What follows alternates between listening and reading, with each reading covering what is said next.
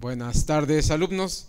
Estamos en la última conferencia y esperamos que termine muy bien porque va a haber un leve ágape tamalesco.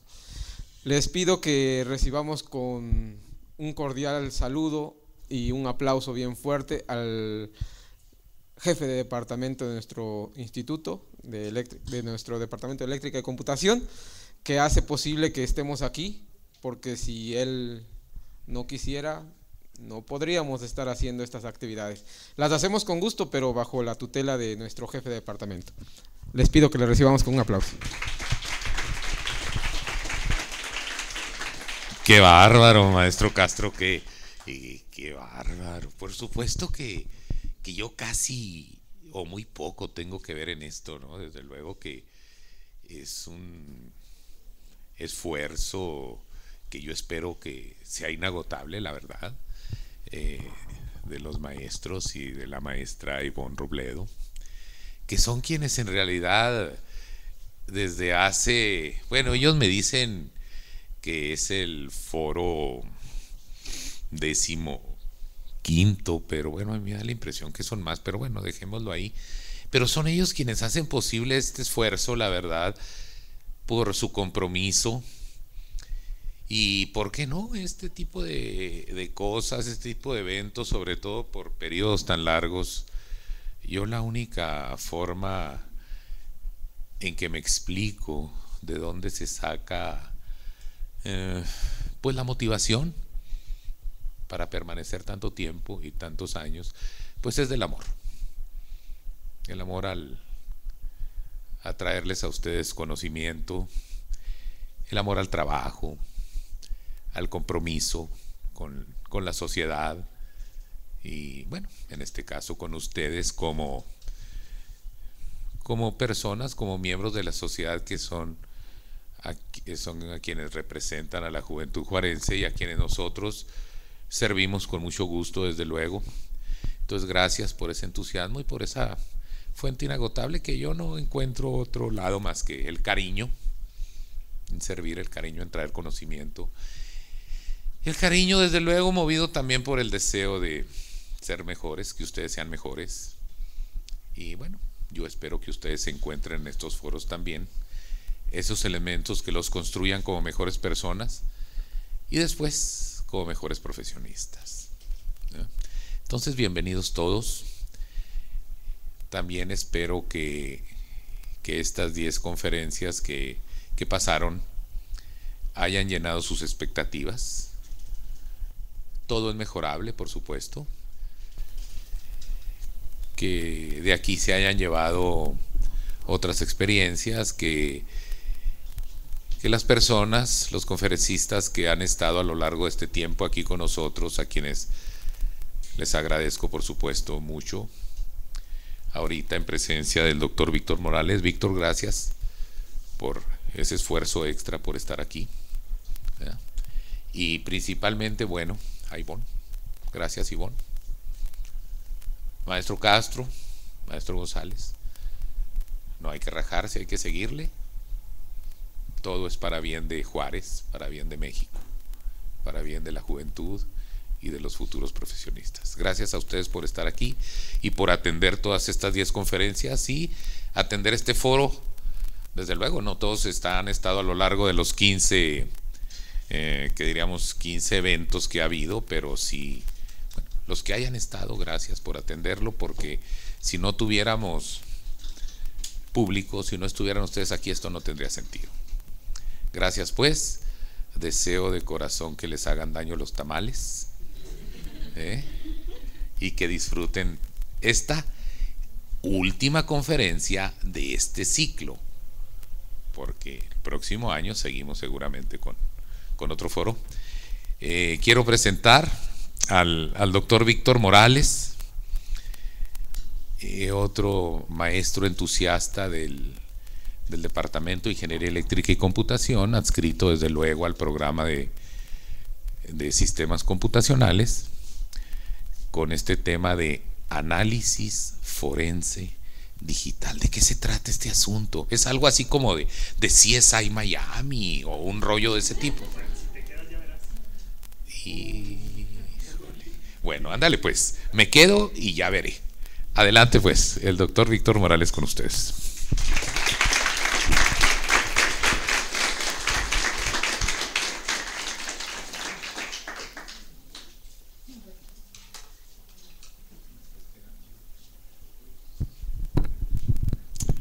Análisis forense digital, por si se tiene que ir rápido el maestro Gándara. Todos sabemos qué es análisis, todos sabemos qué es digital, pero a lo mejor no todos sabemos qué es forense.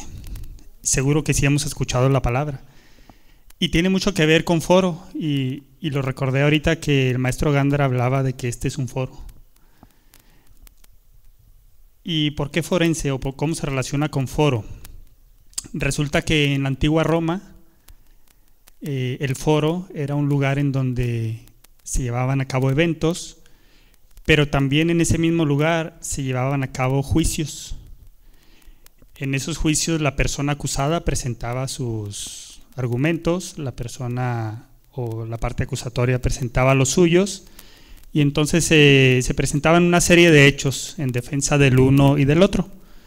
Eso se hacía en el foro. De tal manera que forense viene de ese término, que de hecho viene del latín forensis, que es relativo a los foros. Es por esa razón que se le llama así a las ciencias forenses, porque es una presentación de hechos o evidencias a favor o en contra de alguna persona, ¿no? Entonces voy a hablar del análisis forense digital. Esto es más o menos lo que vamos a ver, algunos fundamentos en donde se aplica el análisis forense digital, la metodología ideal para llevar a cabo un análisis y algunas herramientas que pueden utilizarse para llevarlo a cabo. Aquí hay una definición un poquito más formal. Dice que el análisis forense digital se puede definir como un conjunto de principios y técnicas que comprende el proceso de adquisición, conservación, análisis y presentación de evidencias digitales, y que llegado el caso puede ser aceptado o aceptadas legalmente en un proceso judicial. Aquí marqué con rojo evidencias digitales por la importancia de este término, el cual vamos a ver durante las siguientes diapositivas, qué es una evidencia digital y por qué es tan importante. Antes de continuar, me gustaría relatar acerca de un principio. Uno de los padres de las ciencias criminalísticas, o también conocidas como ciencias forenses, es un francés de apellido Locard. Y hay un principio que se desprende de algo que él dijo, que dice que siempre, bueno, el principio existe, ¿no? Pero él lo reconoció de esta manera. Siempre que dos objetos entran en contacto, transfieren parte del material que contienen al otro objeto. Es decir, si yo rompo, por ejemplo, con mi mano ese vidrio, que podría hacerlo fácilmente, entonces están entrando en contacto mi mano con el vidrio. ¿Y cómo es que se transfiere ese material entre uno y otro? Pues en el vidrio podría quedar, por ejemplo, sangre, que es mía, o en mi mano podrían quedar restos de vidrio, ¿no? Entonces, este es el principio de Locard y es el principio en el que se basan las evidencias digitales. Por ejemplo, si yo piso la tierra, pues también hay un intercambio de material. Si pueden ver mi suela, tiene tierra, y si ven la tierra, pues hay una huella de mi zapato. ¿Okay? Entonces, todo lo que piensen como contacto, incluso si yo saludo a una persona, hay un intercambio. En este caso pueden ser simplemente electrones, o puede ser suciedad, o bacterias, ¿no? O lo que sea, pero seguramente hay un intercambio. ¿Okay? Entonces, todo contacto físico entre dos actores representa un intercambio. Entonces, ¿qué es la evidencia digital? Se entiende como el conjunto de datos en formato binario, y esto significa que pueden ser archivos o su contenido o una referencia a estos, también conocidos como metadatos, y que se pueden encontrar en soportes físicos o lógicos. Ahora, ¿en dónde se puede aplicar el análisis forense digital? Déjenme les comento que hay otro término muy relacionado o que incluso se toma como sinónimos. Depende del país en donde estemos hablando, podemos hablar de análisis forense digital, pero en otros lugares se conoce como informática forense. Pero es básicamente lo mismo. Entonces, esta disciplina del análisis forense digital se puede aplicar en la investigación de delitos tradicionales. ¿Qué es un delito tradicional? Por los que todos conocemos, ¿no? El robo a un banco, un asesinato, cualquier otro delito que se puedan imaginar. Entonces, el análisis forense puede aplicar allí. Y podemos decir que tiene que ver una computadora con un asesinato, ¿no? Pues no sabemos, pero alguna evidencia se pudiera encontrar en una computadora que pudiera llevar a resolver un caso o a encontrar al actor de ese delito. Pero también hay delitos propiamente relacionados con las tecnologías de la información y comunicaciones, es decir, delitos en donde sí se utilizó una computadora o una red de comunicaciones para llevar a cabo el delito, ¿no? Y aun cuando estamos hablando de análisis forense y pareciera que solamente está enfocado a juicios o al aspecto judicial, lo cierto es que también se aplica en las organizaciones y no necesariamente considerados como delitos. Por ejemplo, si yo entro a trabajar a una empresa y en esa empresa yo firmo una política o un documento que contiene la política de esa empresa, en donde la política dice que yo no puedo usar Facebook con las computadoras de la empresa, el incumplimiento a pues pudiera tener consecuencias, ¿no? Dependiendo de lo que diga esa política, pero pudiera yo hasta ser despedido. Entonces no estamos hablando de un delito, no es delito que yo use Facebook en el trabajo, pero sí es el incumplimiento de una política. Y es bueno que sepan esto, y fíjense primero todo lo que firman cuando ustedes sean contratados, por una parte, y segundo, no se sientan tan seguros de lo que están haciendo. Ustedes podrían decir, pues me hicieron firmar que no puedo usar Facebook ni otras herramientas, pero yo las uso y nunca me han dicho nada. Incluso mi jefe me ha visto. Pues seguro se las puede estar guardando para cuando los quiera correr, pues ahí va a haber evidencia o va a haber una causa justificada de despido. Entonces sean cuidadosos con esa parte. El análisis forense digital no es una disciplina fácil, es bastante difícil, hay varios retos. Estos son algunos de ellos. Los sistemas son grandes, complejos y cambiantes. Existe una gran variedad de tecnologías disponibles. Imagínense que yo me dedique a hacer análisis forense y que yo sea especialista en hacer análisis forense en plataformas de Windows, pero luego se me presenta un caso en donde el sistema operativo es Linux.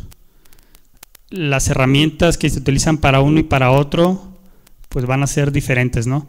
Entonces se requiere un nivel alto de especialización para cada plataforma. Entonces ahí radica más o menos lo difícil, ¿no? Que una sola persona es muy difícil que logre dominar todas las plataformas. Además de que estas plataformas van cambiando. No existe además una gran cantidad de software que nos pueda ayudar en el análisis forense, ¿okay?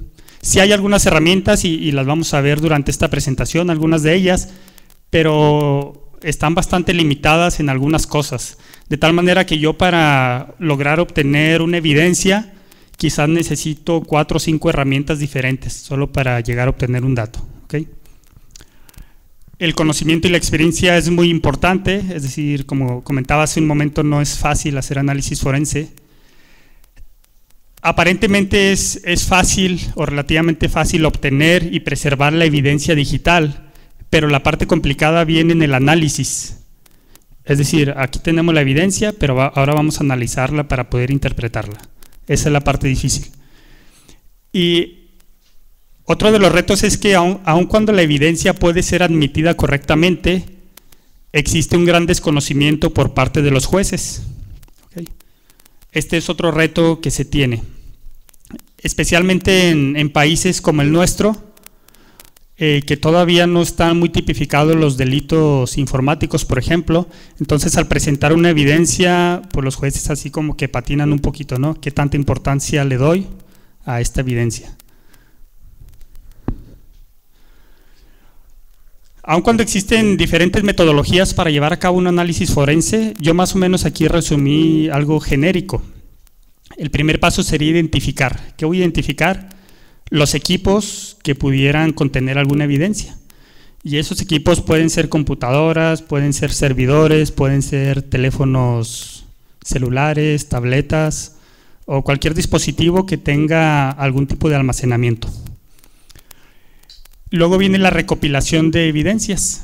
Aquí una parte importante de la recopilación de evidencias es el obtener una imagen antes de empezar a trabajar para encontrar la evidencia. ¿Qué es esa imagen? ¿Todos saben qué es una imagen? ¿Sí? Ok, todos son de computacionales, ¿verdad? Ok. ¿Por qué es importante obtener una imagen? Fíjense que todavía pasa en muchos lugares, pero hasta hace algunos años era muy común que, imagínense que una empresa recibe un ataque informático y en donde los servidores se caen. Entonces llaman al de sistemas y tienes que restablecer los servicios porque si no, no podemos seguir trabajando. Y entonces el de sistemas llega y restablece todo, ¿no? Y aparentemente todo está en orden. Y luego le dicen, ahora averigua qué fue lo que pasó, quién nos atacó, cómo nos atacaron, pues para que no vuelva a suceder. Pues ya es demasiado tarde. Es demasiado tarde porque él, cuando empieza a restablecer todos los servicios, pues la evidencia que pudiera haber existido de algún ataque seguramente ya se la cargó. Entonces, por eso es importante obtener una imagen y sobre esa imagen, entonces empezar a hacer un análisis. Y ya que tienes también tu imagen, pues ya puedes moverle a tu sistema todo lo que quieras, ¿no?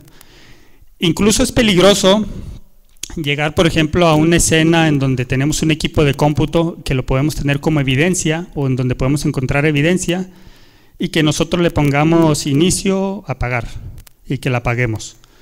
¿Por qué? Porque si la apagamos también ya nos cargamos información importante que pudiera tener evidencia, como registros temporales o todo lo que esté en memoria volátil. ¿Okay? Entonces es importante esta parte y ahorita voy a hablar de algunas herramientas que permiten hacer una imagen. Y luego sigue el análisis de las evidencias. Primeramente necesitamos crear un entorno de trabajo y aquí es donde se complica porque lo mismo que decía antes, dependiendo de la plataforma y además dependiendo del caso o del objetivo de lo que yo estoy buscando, yo necesito preparar mi entorno de trabajo y este entorno de trabajo consiste en qué equipo de cómputo voy a utilizar o qué herramientas voy a utilizar para este caso específico.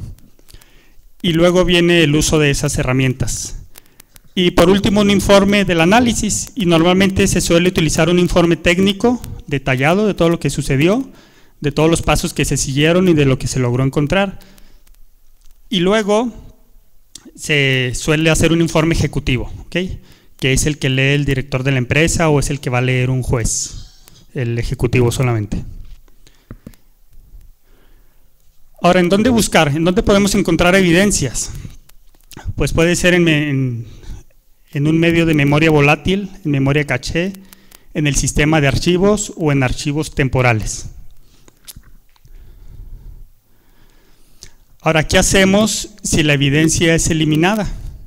Imagínense que hay un listillo que utiliza la computadora para hacer ciertas cosas y dice, pues ya lo eliminé todo, ya no hay evidencia, no pasa nada. ¿Eso es posible? ¿Eliminar la evidencia? ¿Qué opinan?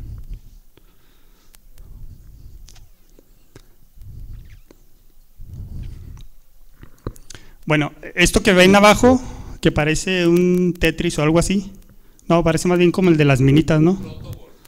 Un protobol. Bueno, cada quien lo ve desde su área, ¿verdad? Desde su área.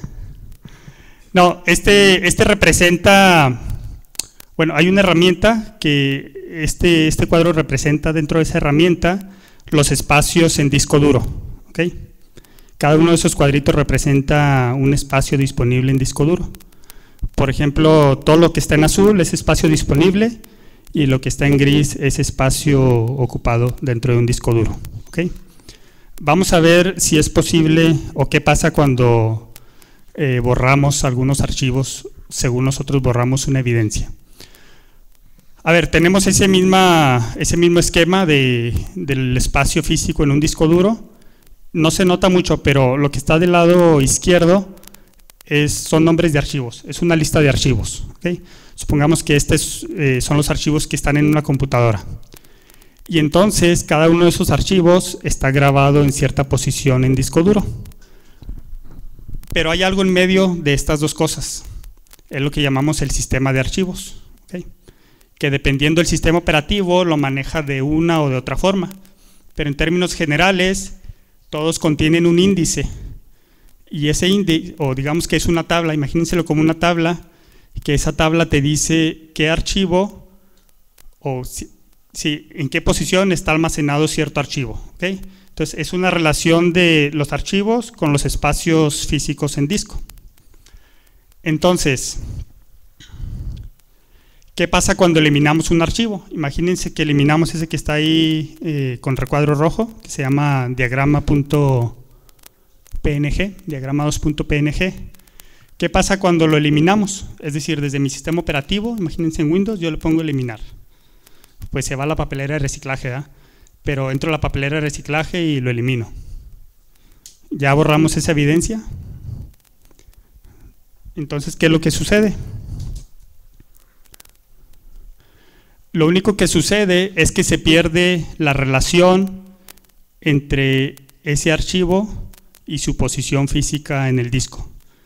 Es decir, a nivel sistema operativo, yo ya no puedo encontrar ese archivo porque ya no está en el índice. ¿Okay? Sí, desapareció esa relación. Sin embargo, el archivo sigue estando en el disco duro. ¿Okay? Pero ¿qué tal si formateamos el disco?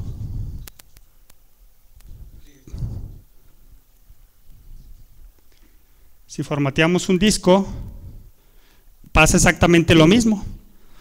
En lugar de que hayamos eliminado un archivo, estamos eliminando todos y lo único que pasa es que se pierde la relación entre la lista de archivos y su posición en disco duro. Ahí siguen estando. Por eso seguramente ustedes han escuchado que de un disco formateado se pudieron recuperar datos. ¿Okay? Esto es muy posible. ¿Hasta cuándo van a estar allí? ¿Por siempre? ¿Jamás? Exactamente.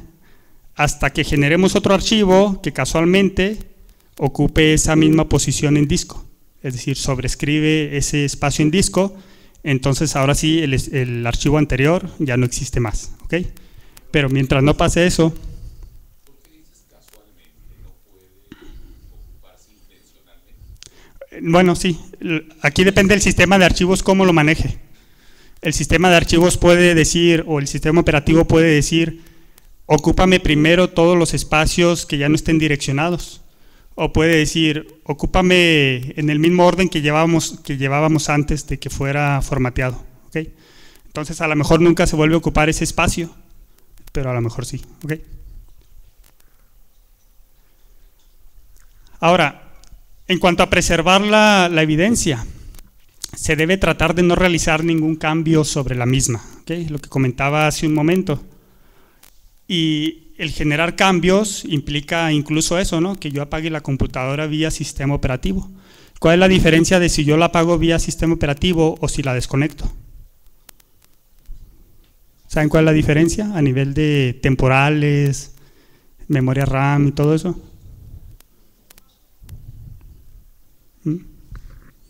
Cuando yo apago la computadora vía sistema operativo, pues antes de apagarse, y por eso tardan para apagarse, hace cierta limpieza de todo lo que esté por ahí en memoria volátil.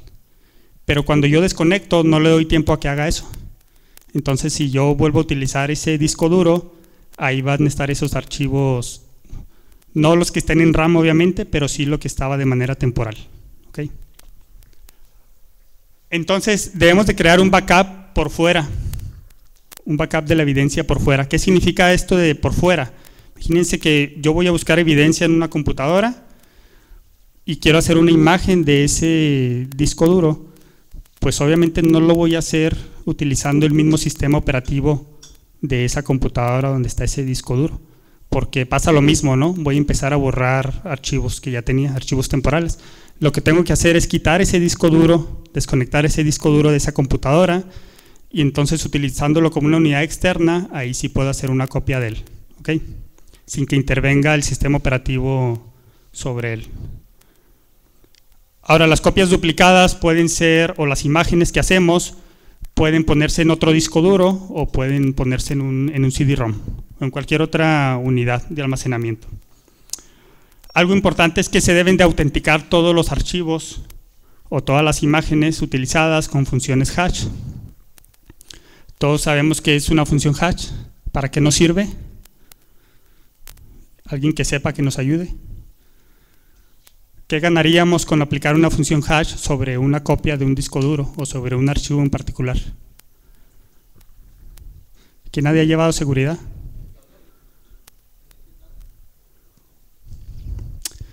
Un hash cifra, sí lo cifra, pero ¿con qué propósito?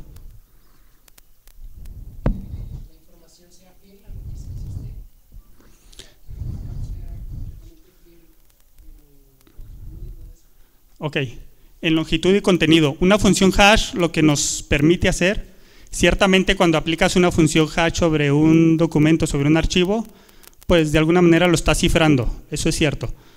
Pero no nos sirve para dar confidencialidad, nos sirve para dar integridad a un archivo. ¿Okay? De tal manera que si la evidencia fuera modificada y le volvemos a aplicar la misma función hash, entonces va a haber diferencias entre los dos resultados, entre el hash original y el hash que acabamos de sacar. De esa manera podemos estar seguros si la evidencia fue alterada o no. ¿Okay?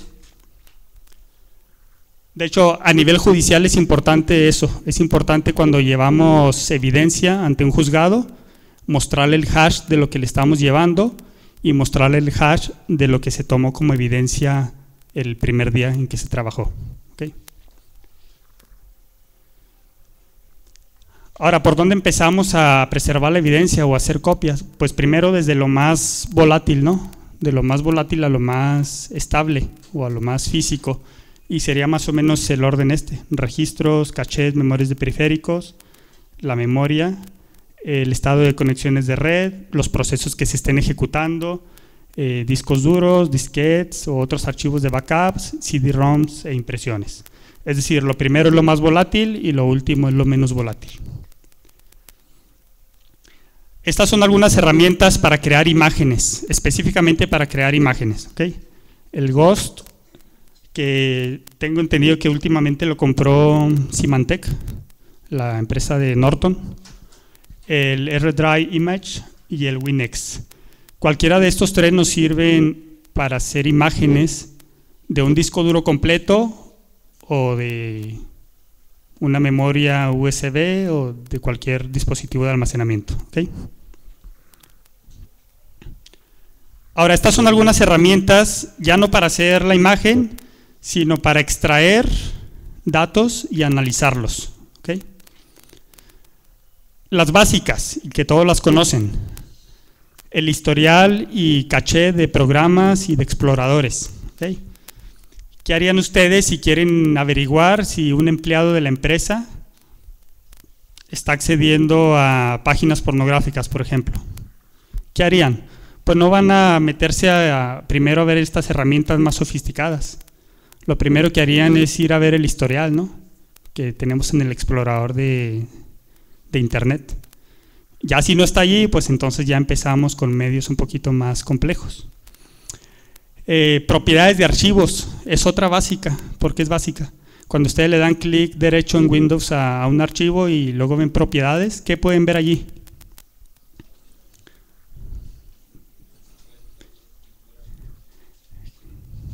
¿Pero qué datos, qué evidencia podemos encontrar allí? Exacto, podemos encontrar una fecha de creación, una fecha de última modificación, por lo menos. ¿Okay? Entonces son cosas que nos pueden servir como evidencia. El Event Viewer, no sé si lo han utilizado, de Windows. ¿No? Todos lo tienen ahí en su sistema operativo si utilizan Windows. Ahí lo que hacen es que pueden ver los logs. Todos los eventos, desde que yo le doy un clic al mouse hasta que visito una página de internet o hasta que creo un nuevo archivo o lo elimino, todos esos eventos se registran en algo que llamamos logs o eventos. ¿Okay? Y el Event Viewer de Windows nos permite ver todos esos logs. Entonces ahí los podemos ver Vienen clasificados en diferentes categorías, pero ahí podemos ver la fecha en que se realizó la acción, el tipo de acción y el usuario que lo hizo, etcétera, etcétera. Okay, entonces es un buen recurso también, sin tener que invertir en otras cosas. Por el lado de Mac, existe una herramienta parecida al Event Viewer que se llama Consola o Console si está en inglés. Okay. Y es bastante parecido, te muestra básicamente los logs, tú pones rangos de fechas y te puede mostrar los logs y puedes hacer búsquedas incluso si quieres buscar palabras clave dentro de esos logs. El problema con los logs es que son muchos.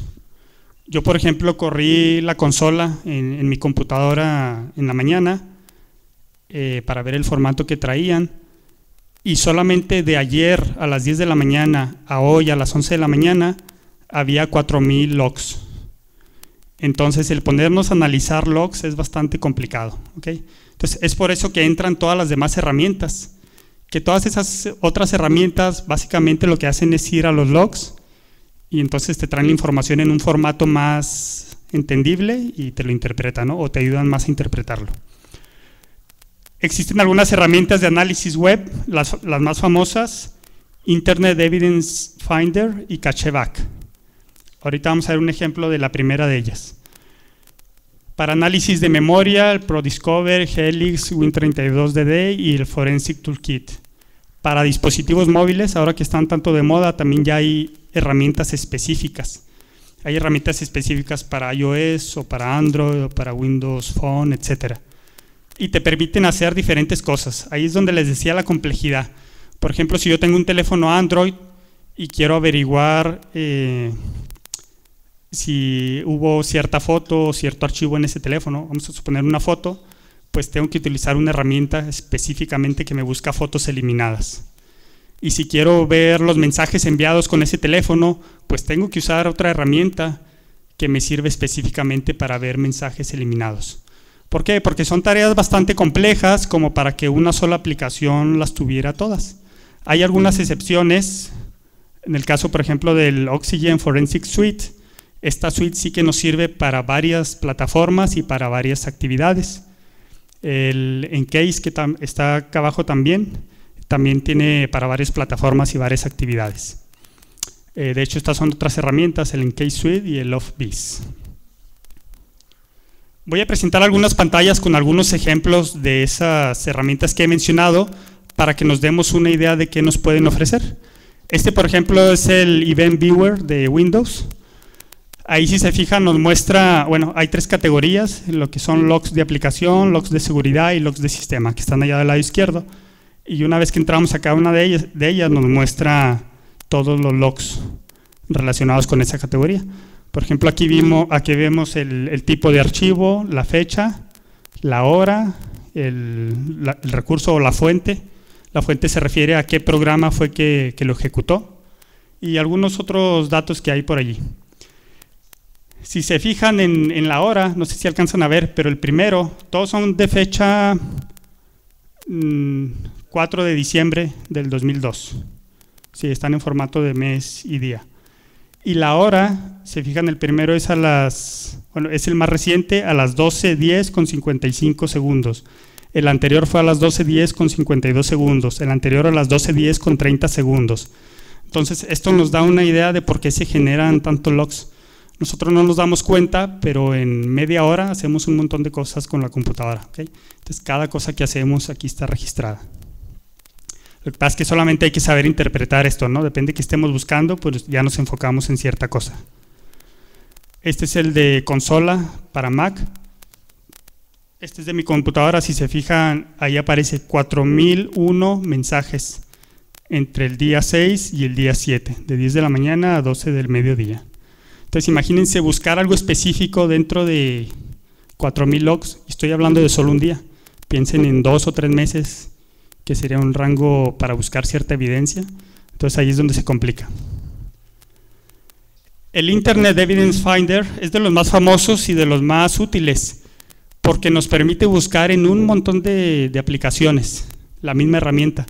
Esta herramienta nos permite buscar elementos dentro de los sistemas de mensajería, dentro de los exploradores de Internet, dentro de algunas aplicaciones peer-to-peer, dentro de las redes sociales y dentro de algunos proveedores de correo electrónico. ¿Okay? Entonces nosotros podemos seleccionar cuáles queremos para cierto análisis específico. Aquí, por ejemplo, hay una pantalla de lo que nos da de resultado el Internet Evidence Finder. Dice allí la número 1, si se fijan, aparece una dirección web, amazon.com, y nos dice a qué hora se accedió a esa página, y nos dice por último el usuario. ¿Okay?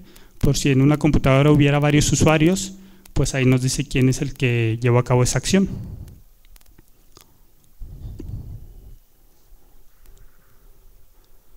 Bueno, ya si lo seleccionamos, abajo nos aparecen algunos detalles. Está el Oxygen Forensic Suite. Esta es de las más completas también, de las que abarca más posibilidades. Por ejemplo, el anterior nada más nos sirve para comunicaciones por Internet, pero este nos sirve casi que para todo. Aquí, por ejemplo, se ve información de mensajes, de mensajería. Este es específicamente, si no mal recuerdo, para un iPhone 4, y entonces ahí me muestra todos los mensajes enviados a través de ese iPhone y me los clasifica como SMS o correo electrónico, o si hubiera de otros, pues también ahí aparecería, ¿no? Y aparece el usuario al que se lo estoy enviando y me aparece el teléfono o dirección de a quien se envió, si es un correo electrónico o si es un SMS, e incluso aparece el texto. ¿Okay? Aquí podemos encontrar el texto de qué le enviaste a tal persona, cuándo y a qué hora. Y estoy hablando de todo esto aun cuando ya haya sido eliminado del teléfono. ¿Okay? Acuérdense que vamos y recuperamos información. Si todavía está ahí por suerte, todo esto es lo que vamos a ver. En este caso son los contactos. En ese mismo tipo de teléfono, un iPhone, con la misma herramienta, podemos extraer los contactos que están o que en algún momento estuvieron en el teléfono. ¿Okay? Ahora, imagínense todo esto a nivel judicial. ¿Qué cosas tan interesantes o qué evidencias tan interesantes se pueden presentar? ¿Okay? No los hemos explotado todavía al máximo, quizás porque no hay bastante gente especialista en el tema, quizás porque el sistema judicial todavía no es muy flexible a admitir evidencias de este tipo, pero vean el potencial que esto tiene, ¿no? en averiguar ciertos crímenes. Esta misma herramienta me da un diagrama de este tipo. Lo que está en el centro es el usuario del teléfono y lo que está en los círculos circunvecinos me dice las comunicaciones o con quién se ha tenido comunicación y de qué tipo. ¿Okay? Me las va ordenando por los que tienen más o con los que tienen más comunicación y luego los siguientes, los siguientes, los siguientes. ¿Okay?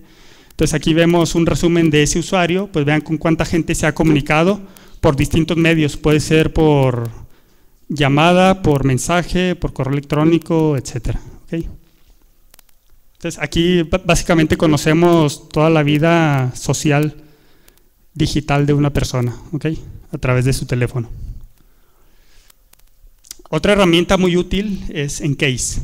Ahora déjenme les comento que la mayoría de estas herramientas que estoy hablando son herramientas de paga, pero todas tienen alguna versión gratuita, ya sea por un tiempo limitado o bien un número de registros limitados. ¿Okay? Es decir, que si me encuentra 5,000 registros, pues nada más me muestra los primeros 100, por ejemplo, o los 100 más recientes. Ese es el tipo de limitaciones que presentan algunas de estas herramientas, pero igual son útiles para ir un poquito experimentando si les interesa el tema. Encase es la herramienta líder en el mercado en Estados Unidos. Es de la empresa Guidance Software y permite realizar adquisición y análisis de evidencia de diferentes tipos de sistemas operativos, o más bien de diferentes sistemas de archivos, como FAT, NTFS, HPFS, etc. Aquí hay un ejemplo de lo que nos muestra Encase. Aquí, en este caso me muestra un tipo de archivo, su extensión, la fecha de la última vez que se accedió, la fecha y hora. Y abajo me muestra un resumen. Esto de abajo normalmente es difícil también de interpretar. a veces dentro de todo ese texto encontramos el mensaje específico, ¿no? Si estuviéramos hablando, por ejemplo, de una comunicación, dentro de todo un texto de 5,000 palabras, a lo mejor encontramos 5 o 6 palabras, que es el mensajito que yo envío a una persona. ¿Okay? Por otro lado están los lectores EXIF. ¿Alguien sabe qué es EXIF? EXIF, no SEXIF. EXIF es el formato, es un estándar de formato de fotografías. ¿Okay? De tal manera que cada vez que tomamos una foto con cualquier cámara, junto con la foto se guardan estos metadatos. Bueno, ciertos metadatos. ¿Cuáles? Los que la cámara te permita. ¿Por qué? Porque incluso te permite, o hay un campo en donde se almacena la posición geográfica o las coordenadas GPS de donde se tomó la foto. Claro que si el teléfono o la cámara no tiene esa función, pues te va a dejar vacío ese espacio. Pero básicamente, por ejemplo, aquí podemos ver el tipo de cámara. O sea, me escribe el tipo de cámara, el modelo, la marca, el modelo, la resolución, el tiempo de exposición. Para los que saben de fotografía les debe sonar esto. Y una serie, la abertura también, la velocidad de ISO y una serie de datos más. Por ejemplo, dentro de este mismo formato, podemos ver si una foto es original, es decir, tal como se tomó con la cámara, así permanece, o si ha pasado por algún editor de fotografías, ¿okay? Lo cual es un dato también importante para ciertos eventos. En este caso me aparece que cierta fotografía ha sido modificada a tal fecha, tal hora, en tal tipo de computadora y con tal programa, ¿no? En este caso un Adobe Photoshop. ¿Okay? De esta manera podemos también saber si una fotografía es original o ha sido editada. Y no puse aquí herramientas, pero hay un montón de herramientas que son lectores EXIF. Incluso en Internet. Ustedes entran en Internet, suben una foto y ahí les da todos estos datos, sin tener que instalar algún programa. ¿Okay? Y bueno, básicamente es eso lo que quería presentar, esas herramientas. Hay un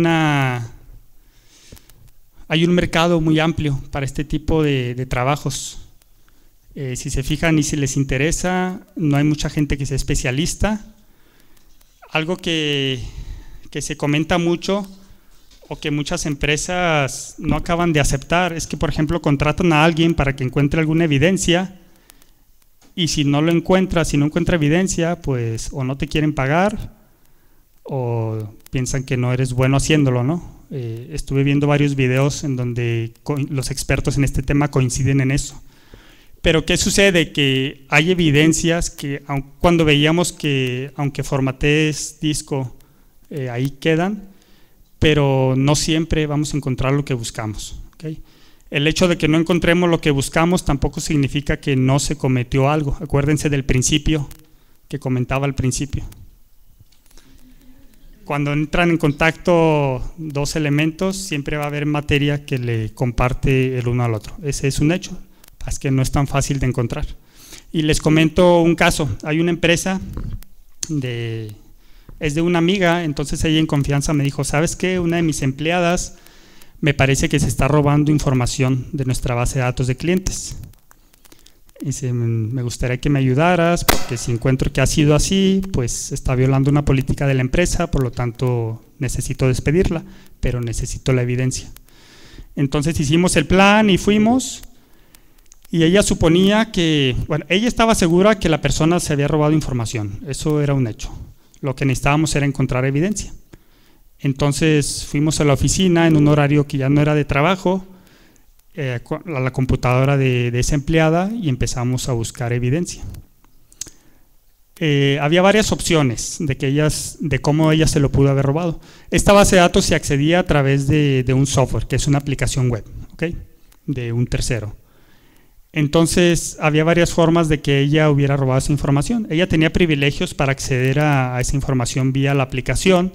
Entonces ella podía haberla descargado, había forma de descargarlo en formato Excel y entonces ella grabarla en un dispositivo externo y llevársela, o bien pues enviarla vía correo electrónico, ¿no? a su propio correo o a cualquier otra dirección. Entonces empezamos a buscar, lo primero que supusimos fue, bueno, quizás la grabó en una memoria externa.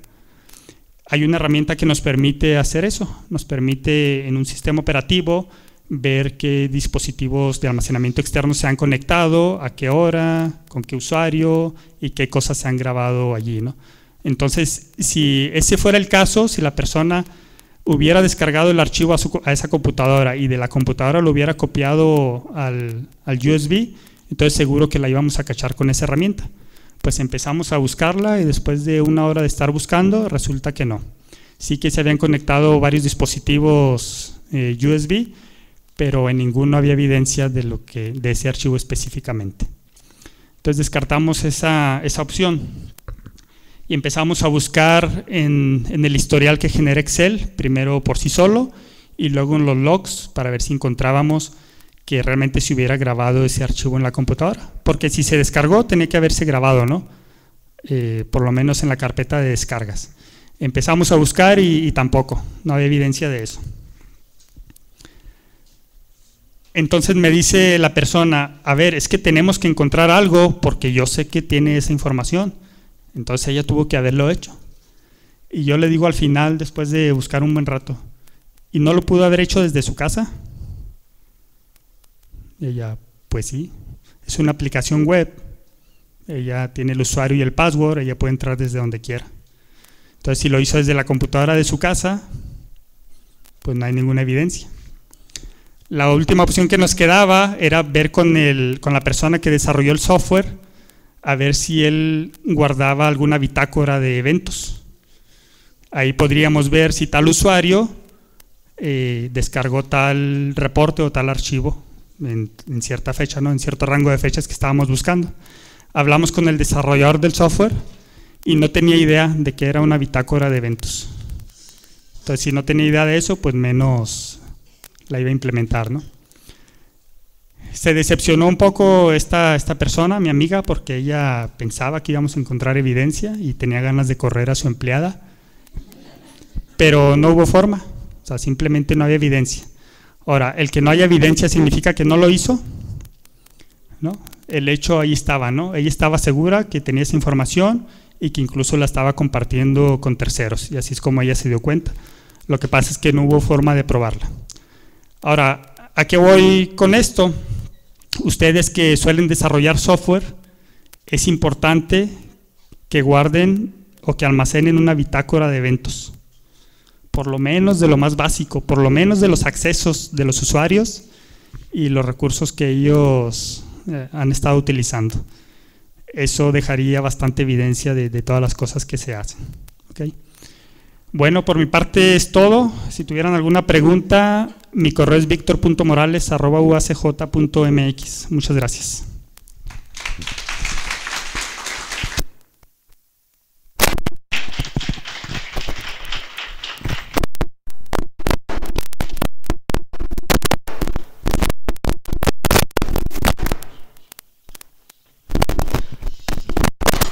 Está muy ruidoso.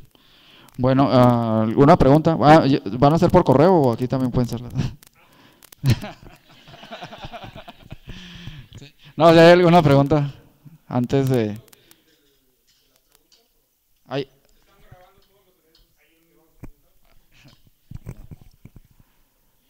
¿No hay preguntas? Sí, sí hay preguntas.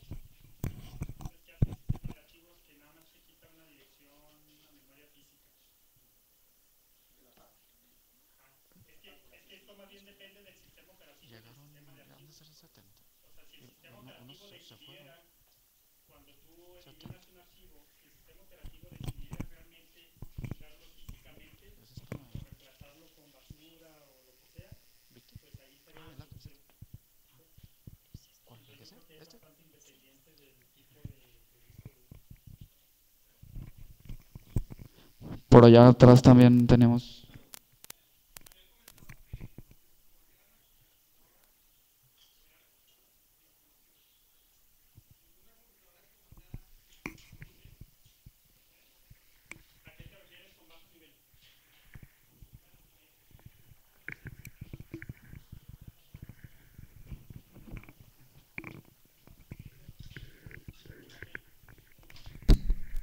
Usualmente cuando nosotros formateamos vía las herramientas que tenemos disponibles a través de los mismos sistemas operativos, sí se recupera la información, pero ciertamente hay algunas herramientas ajenas a los sistemas operativos que te permiten realizar un formateo en donde sí reemplazan esa información.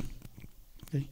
Tal como lo decía hace un momento, sí, lo que hacen ellos es que reemplazan cada cosa que van eliminando, van reemplazando ese espacio de memoria física con otro dato que no tiene nada que ver, ¿no? Que puede ser simplemente basura.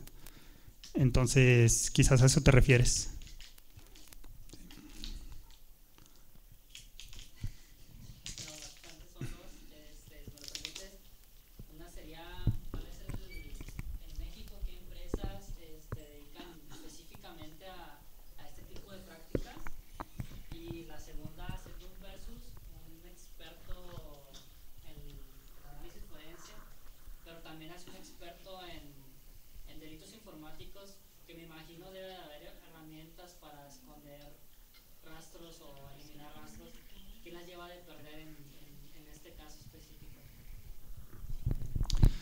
¿Me repite la primera pregunta? No, yo no conozco empresas formales en México que se dediquen a esto. Sí que conozco algunas personas que como independientes lo hacen o tratan de hacerlo, ¿no? Pero así como una empresa formal establecida en México, ¿no? Y de hecho tampoco es que haya muchas así en el mundo. Por ejemplo, yo que conozco de España, solo conozco una empresa que se dedica a hacer eso, y obviamente ellos son los que se ganan todo el mercado, ¿no? En Estados Unidos sí que debe haber más, porque ahí los delitos informáticos, al menos los delitos informáticos, están más abiertos, o el sistema judicial está más abierto a encontrar o a aceptar evidencia de este tipo de elementos digitales. Entonces, tampoco podría decirte qué empresas específicamente en Estados Unidos, pero ahí sí hay bastante de esto. Y la otra pregunta, ¿a quién la lleva de perder? A ver, en el tema de seguridad, y yo lo he comentado varias veces a los que les doy clases, ¿no? Siempre hay una carrera entre los que implantan técnicas de seguridad y los que las rompen. Y siempre es una carrera.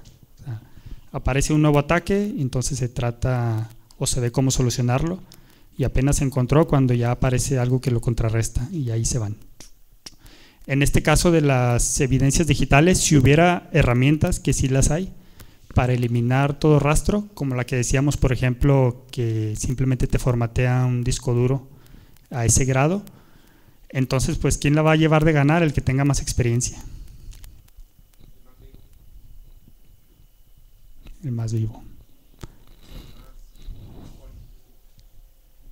El caso es que depende mucho del sistema judicial del país que estemos hablando. Por ejemplo, en Estados Unidos dicen que nadie es culpable hasta que se demuestre lo contrario. Entonces, alguien tendría que demostrar que esa persona es culpable mediante este tipo de evidencias, y si no lo logra demostrar, pues la persona es inocente. Pero he escuchado que aquí en México es al revés, ¿verdad? Nadie es inocente hasta que se demuestre lo contrario. Ah, bueno, ahí entramos en otros temas escabrosos. Entonces, no sé si me explico, Alex, ahí depende de la experiencia de cada parte. Algo que sí es bien sabido es que cuando hay dos partes, es decir, hay análisis forense tanto de una parte como de la otra, o sea, de las partes contrarias, siempre hay alguien que se aviva, y con que encuentre un error en lo que cometió el otro, ya se desestima la evidencia del otro. Y con errores comunes son los que me refería a cuando se altera la evidencia por alguna razón. Imagínate que está la computadora evidencia y las dos partes tienen acceso, y entonces depende cómo hayan trabajado sobre la preservación de la evidencia, ahí ya lleva ventaja el uno sobre el otro. Porque el que la preservó bien puede presentar al juez: no, mire, esta es una evidencia, aquí están las pruebas, le hicimos un hash, esta es la evidencia tal como estaba cuando se cometió el delito o cuando se tuvo acceso a la evidencia. Sin embargo, vea la evidencia de la otra parte y aquí aparecen archivos de 3 días después o 10 días después, significa que la evidencia fue alterada. Entonces es muy fácil que se la tumben. Aun cuando realmente no la hayan alterado intencionalmente, sino que cometieron alguna mala práctica de encender la computadora o ese tipo de cosas sin haber hecho una imagen, entonces ahí es donde fallan bastante.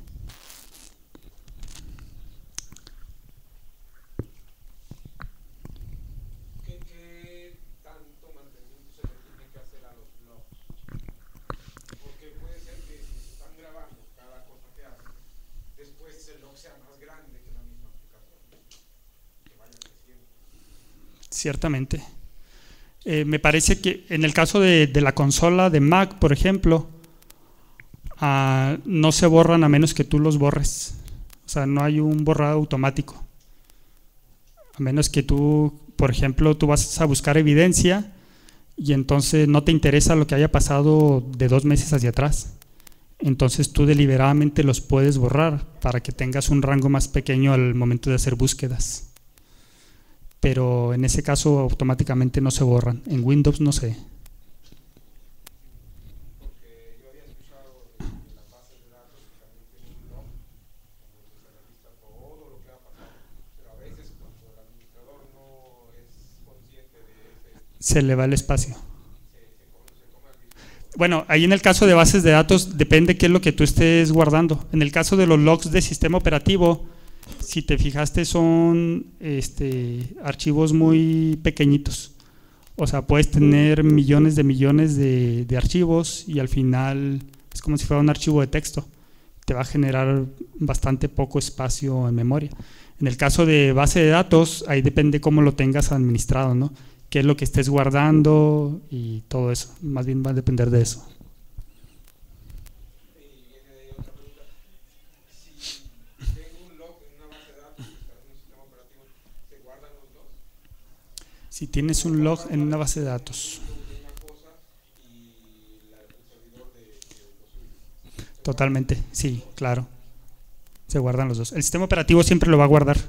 Si aparte de eso tú a nivel base de datos tienes que te registre logs, también los va a guardar. Seguramente en otro formato, pero sí van a estar duplicados. Ahora, si además tú a nivel base de datos, a nivel aplicación, insertas en una tabla adicional logs, pues ya lo tienes triplicado. Al menos para los recursos de esa base de datos. Lo cual es bastante bueno, ¿eh?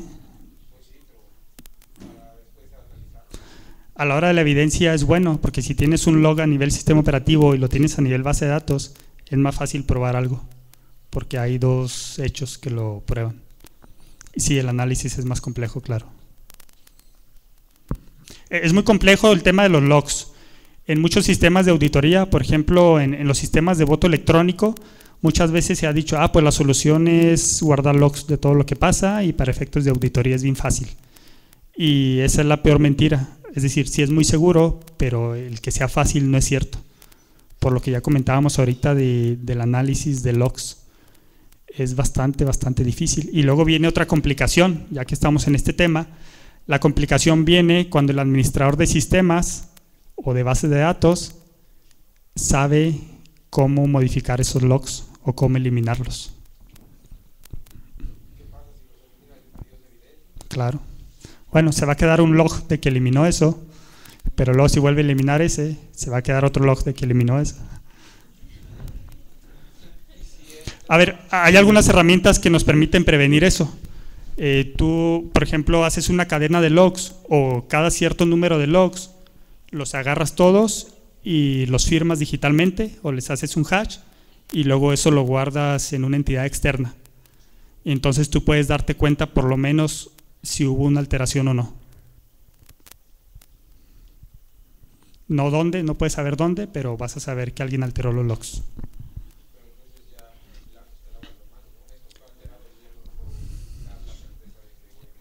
Así es, sí.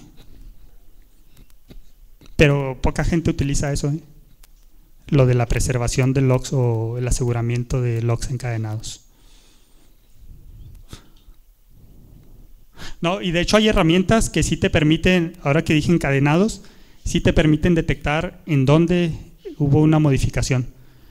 Esto es cuando haces una cadena de logs. Imagínate que tú tienes un log y luego tienes un segundo log y estos dos los concatenas y le aplicas el hash. Y luego tienes un tercer log, lo concatenas con el hash que ya tenías anteriormente y haces un hash. De esa manera vas encadenando logs, de tal manera que sí puedes encontrar en dónde. Sí, claro. No, tienes que ir haciendo hash y luego el tercer log. Ajá. Pero sí que puedes hacerlo y en ese caso sí encontrarías exactamente en dónde hubo una modificación. Ok.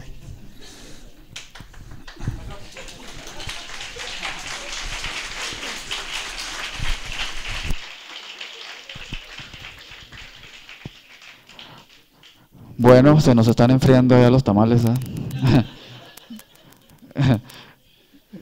Vamos a dar por finalizada la conferencia. Luego les vamos a dar las indicaciones para que sea ágil. Ahí están ahí los compañeros apoyando. También sí. También Ivonne les va a mencionar algo ahí, una pequeña sorpresa que les tenemos aparte de los tamales. Así que esperen un momentito. No se muevan de su lugar. Bueno, la Sociedad de Estudios en Computación le otorga el presente reconocimiento al doctor Víctor Manuel Morales Rocha por la conferencia que nos acaba de brindar. Te damos las gracias nuevamente por tu participación, que no es la primera vez. Gracias por apoyar el foro y yo creo que como cierre pues fue muy agradable el tema de hoy y de interés, ¿verdad? Te tenemos también, bueno, aparte de tu reconocimiento, gracias, te tenemos un presente ahí para recuerdo de los 15 semestres que estamos celebrando. Te tocó suerte, para envidia de otra persona ahí que no, que no puedo mencionar. Sí. Bueno, ahorita le paso el micrófono a Ivonne. Se van a formar tranquilamente, todos van a alcanzar, hay de rojo, de verde, cada quien va a haber 2 por persona, o sea, pueden pedir 2, o sea, están calculados de a 2, así es que nadie le va a faltar. Entonces, para que sea rápido, les pedimos que hagan 2 filas, uno por cada pasillo, y allá les van a estar sirviendo su soda y sus tamales. Ahora viene la pequeña sorpresa. Bueno, también como parte del 15º aniversario que tuvimos nosotros, estuvimos celebrando y que nos acompañaron la mayoría de ustedes, bueno, pues en el departamento nos mandó a hacer unas plumas con el logo para ustedes, entonces ahorita se los vamos a pasar y luego se van formando, ¿no? De una vez quien ya tenga su pluma, porque si no se vuelven a formar y ya saben, ¿no? El cuento de nunca acabar. Entonces, muchísimas gracias, los esperamos. Sí, no, y luego el que se vuelva a formar por tamales. Muchas gracias, los vemos el siguiente semestre, esperamos y ya les notificaremos fechas, ponentes, etcétera.